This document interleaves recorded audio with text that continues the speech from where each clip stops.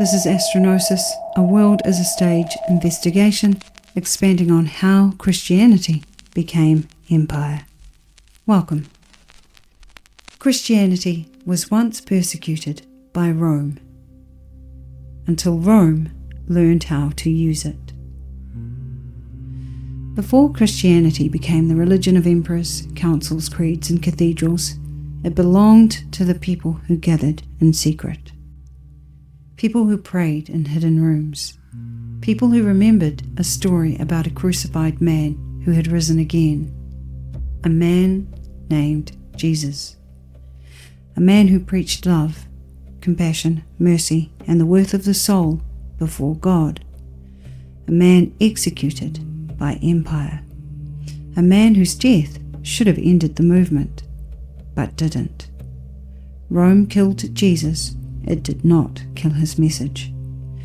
No matter how much Rome punished his followers, no matter how often it made public examples of them, the message kept moving. Quietly, house to house, person to person, through prayer, memory, and devotion. Rome understood power. It understood roads, taxes, governors, punishment, spectacle, and order. But Christianity carried a different kind of power. It gave suffering meaning. It gave the powerless a centre. It spoke of a kingdom within. A kingdom that did not begin with Rome. And that made it dangerous. Here was a movement beyond its control and gaining momentum. Until the 4th century, when something snapped. Rome stopped trying to crush Christianity. And this is where Emperor Constantine enters the frame. Constantine, a ruthless military strategist, a man who systematically eliminated imperial rivals through civil wars. As a pragmatic politician, Constantine may have recognized Christianity as useful to empire. As a professed Christian, he may also have seen the Edict of Milan as an act of faith. Either way, in 313 CE, Constantine and Licinius issued what became known as the Edict of Milan. The Edict of Milan changed the direction of the Roman Empire. It gave Christianity legal protection and opened the road toward a structure that would last for more than 1,000 years. Christianity had long been a thorn in the side of Rome. But instead of continuing to fight it, Rome chose a different approach. At the time, Rome had a real problem on its hands. Different regions carried different loyalties, different gods, different customs, different centres of meaning. And so Constantine moved toward unity on 2 fronts, consolidating imperial power around himself, while drawing Christianity closer to the centre of Rome. So began the legalization of Christianity within the empire. The Edict of Milan was a solution that on the surface suited everyone. Finally, Christians could worship openly with full rights and previously confiscated property restored. This was a relief and protection. But as we know, empire does not give protection for free. And the true cost of this would be revealed in time.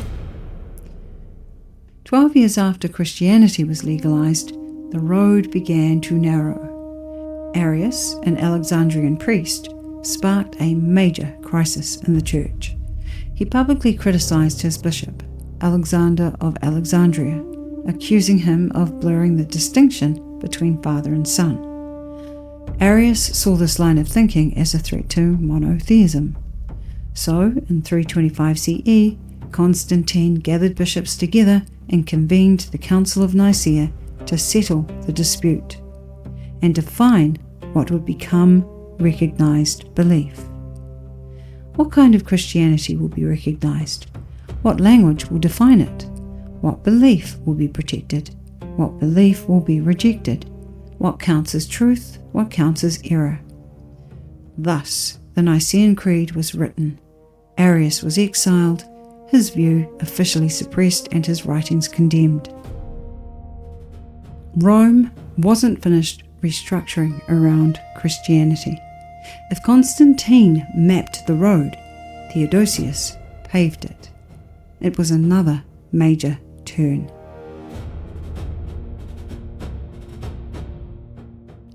In 380 CE, under Emperor Theodosius, Nicene Christianity becomes the official imperial standard. The Edict of Thessalonica names the Nicene position as the religion to be followed, while other Christian positions are pushed into the category of heresy. So religious belief is now authorized as orthodoxy. Deviation can be named heresy, and heresy is something the church and state can punish. Almost immediately the machinery moves, and within 5 years the bishop Priscillian is executed by the sword.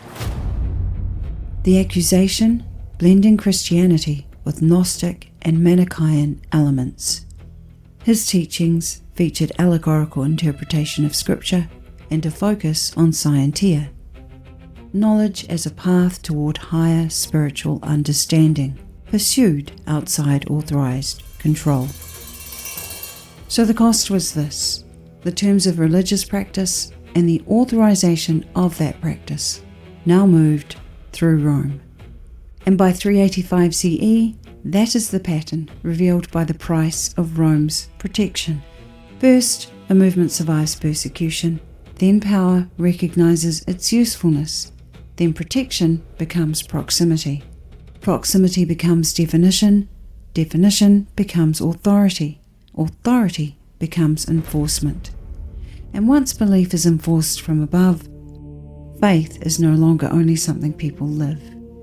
It becomes something power can organize, measure, and control. But Priscillian reveals the second cost. Once belief can be authorized, knowledge can be authorized too. Who may interpret Scripture? Who may teach? Who may claim insight? Who may pursue knowledge outside the approved path? This is where heresy becomes more than disagreement. It becomes a boundary around knowing itself. First, belief is defined, then interpretation is controlled, then independent knowledge becomes suspicious, then suspicion becomes accusation, then accusation becomes punishment. The wheels were set in motion with Priscillian. They would not stop there. 1,000 years later, Galileo would face the same machinery in a different form, not because he was teaching Priscillian's doctrine, but because the deeper pattern remained. When authorized truth becomes tied to power, independent thinking becomes dangerous. So the question is not whether Christianity was powerful. It was. The question is, who gained the authority to define it? And what happened to the people whose knowing did not fit? That is where the next part of the story begins. Constantine did not finish the machinery, but he helped build the terms of protection, and Rome would keep collecting the price.